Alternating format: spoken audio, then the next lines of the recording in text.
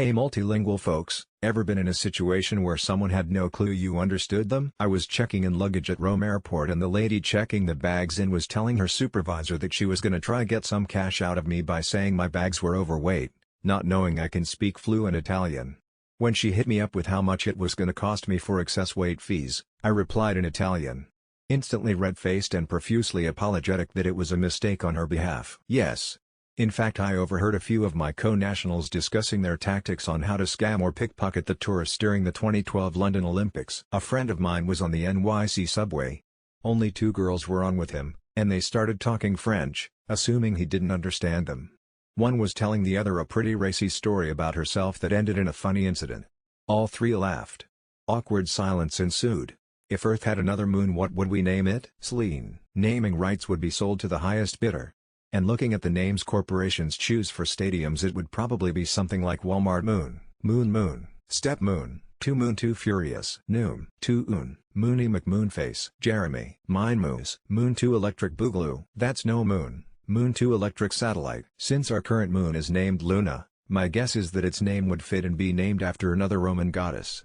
Since Luna makes up a diva triformis with Diana and one of Proserpina or Hecate, I'm thinking one of those.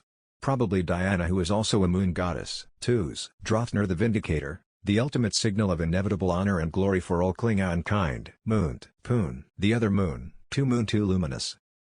If you could name the first city on Mars, what would you name it? Springfield, just to confuse everyone. Newest England, and it'll have a bar called Mars Bar. Bradbury, Ares, Constantinople.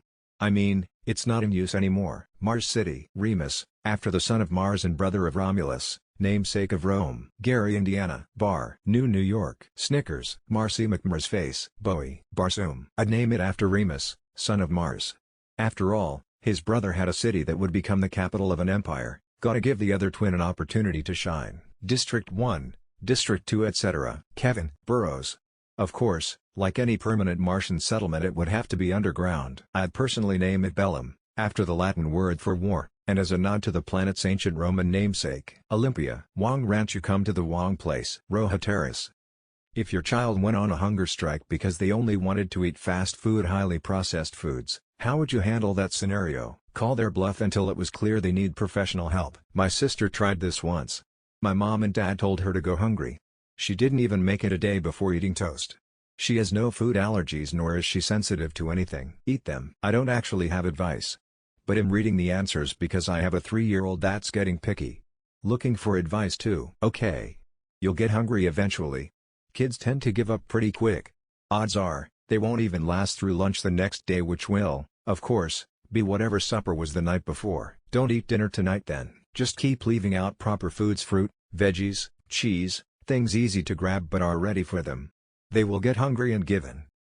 If your ex texts you saying, "Would you like to hang out?" what would be your creative response? I once got a "What are you up to?" text from my ex. I texted back, "Minding my own business." Scene. "Sir, it's Sunday, garbage day was on Thursday. I'd rather hang myself." I have a GIF saved of the 3 dots that makes it look like him typing. I love sending it. Then one thing else. Looks like him constantly typing. Lol. "You free right now?" "Thanks but no thanks, hope you're well." "How much you been drinking?" "Not today, Satan." "Sure." "Who dis?" "Ma'am, this is a Wendy's." "I don't have this number saved." "Who is this?" Oh, my response wouldn't be creative. I would just say no. "Can my girlfriend come?" "Nah. Living life." Blocked. Pretend like you don't remember them. What are some really bad common life choices? Excess, be that drinking, smoking, eating, or just working too much. Thinking that a threesome or a baby will fix a bad relationship. Credit card debt. Using a credit card to buy things without the means to repay it without interest. Neglecting relationships. Failing to invest time and effort in maintaining relationships with family, friends, or partners, which can lead to loneliness and a lack of support. Not getting enough sleep. Having children with no means to support them. Getting into and staying in relationships that are bad for you. Also rebounding too quickly after a breakup or divorce. Why do so many people do this? It may sound negative, but I'm pretty sure the odds are high that rebound relationships and marriages aren't going to last long. Starting to smoke cigarettes. Staying in a bad situation because you are afraid of changing it. What are the best examples of create the problem, sell the solution? Online gaming companies intentionally introducing in-game challenges that are difficult to overcome, then offering microtransactions or power-ups as a solution to progress more easily. Sorry, You can't bring in outside containers, but we'll sell you bottled water at concessions. Printers don't need to regularly run out of ink. That was a manufactured problem. Pretty much every form of print before that had supplies that lasted until you used them up, which took a good while. Tax filing software companies lobbying against the government prepping your taxes for you. Maybe not create, but certainly perpetuating. Companies that harvest your personal information and make it more accessible to search engines. Then sell you a service to remove it. What do you think people pretend to enjoy? 50 Reddit posts per week asking minor variations of the exact same question. Birthday parties for someone else's kid. Their careers. LinkedIn. Bosses' jokes. Other people. Singing happy birthday. I can't think of a more cringy 16 seconds than having to fake my happiness while singing that shitacular song. One-night stands. Bars and restaurants with loud music. What's the point in being social in a place where it's nearly impossible for you to socialize? Visiting their in-laws. Work. I have co-workers that claim that they enjoy work. We send emails and go to meetings for a living, Susan. There is no possible way you are enjoying this. Small talk. Church. LinkedIn. The place has become such a joke it's sad. Being alive. Work happy hour. Sex with me. Pregnancy. What is a compliment you will remember till you die? I feel like I love your energy is a really general but epic compliment. Some people love your looks, your voice, but an energy just seems like a really warm compliment and you have to mean it. And it feels great to hear. When you speak it makes me think. My friend is a veterinarian and after spending a weekend with me and my dog she said in my next life I want to come back as Rex because he was so happy, so well taken care of, so loved. She's an animal professional and saw my relationship with my dog and thought that was the best. I can't think of a higher compliment. I was moving a pallet through the aisles at work one day years ago. I said excuse me as I walked by an older gentleman and he responded I'll never stop a working man. Not a compliment per se but it brought a smile to my face and I remember it to this day. What is an easy way to non-sexually pleasure a man? Receiving hugs from behind is like being told here, have some love, you don't need to reciprocate, in fact, you can't even reciprocate right now. This hug is for you to just receive love without having to give anything in return. I still find great pleasure in remembering compliments I've been given years ago. Give him some attention and some of your time. As a recently divorced man, deprived for many years of affection and compliments, I have to say that nothing is better than a hug's kiss on the cheek, hair scalp scratches, compliments especially when you get a haircut and or dress nice and being interested in your hobbies. I was always the one giving them in marriage but hardly ever got them back. Complimenting him. Feed him. What is an easy way to non-sexually pleasure a woman? Hugs. For me, it's mainly hugs. Other things would be acts of kindness and generosity. Listening to me when I want to talk about something and actively engaging in the conversation I want to listen to you too. Quality time. That is also very important. My BF literally was cleaning up the yard and brought me some of the wildflowers from around the yard. It was just a sweet simple gesture. It was thoughtful. Remove a responsibility from her plate. Listen attentively. My ex kept telling me to take time for me and why don't I do more things? The answer was I was constantly busy doing stuff. Taking care of the house, the chores, the family admin. And working full time. The biggest thing I needed was a break from all this stuff so I could breathe. Warm a towel in the dryer while she's bathing or showering. Do the dishes.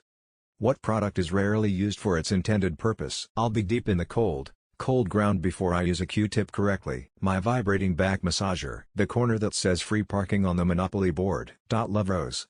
Aw, it's a romantic gift. A little glass tube with a paper rose inside. Actually, people take the rose out and use it as a crack pipe. Clothespins have spent years keeping bags of chips closed in my house, not a minute hanging up clothes. Duct tape. Works on everything but ducks. They make a special tape for that, and it's not called duct tape. My Hitachi magic wand. Those little roses in glass tubes. Swisher sweets. Water pipes, because everyone uses a 2-foot bong with a percolator and an ice catch for tobacco. Bubble wrap. It was invented as a wallpaper in the 1950s. What's the nerdiest first name? Poindexter. Eugene. Egbert. Bartholomew. Gilbert. It's Melvin, right? His real name's Clarence.